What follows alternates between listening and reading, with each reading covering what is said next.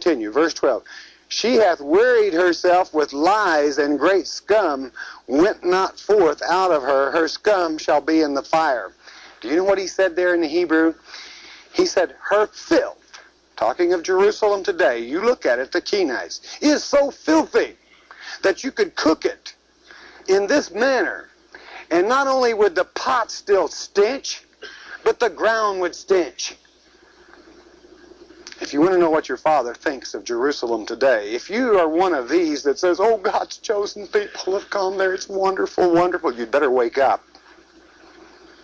For it's a stench. Any place without Christ, and anyone that crows on the very rock that Christ was crucified on and makes mockery, vengeance shall be taken upon that one. And churches turned into harlot houses, for they heard Christians to worship that lot. They are harlots when they lead God's people to that place where there is no God. And they think they do God's business. Okay, let's continue on, if we may, then with verse 13. In thy filthiness is lewdness. It's not right, is what he's saying. Because I have purged thee, and thou was not purged, thou shalt not be purged from thy filthiness anymore. Till, now get this, till I have caused my fury to rest upon thee. Do you know when that is? If you've ever read God's Word at all, you shouldn't have too much difficulty figuring that out, because God's vengeance does not take place, as I stated earlier, until the last day of this dispensation. That's what he's talking about.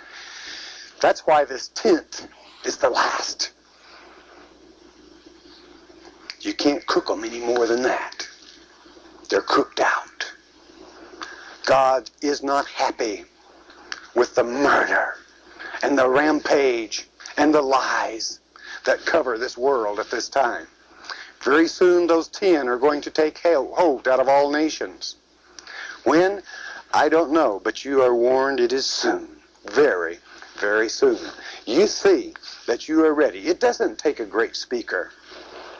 And don't you ever let man set qualifications as to what you must be and or do and or say to be a part of that.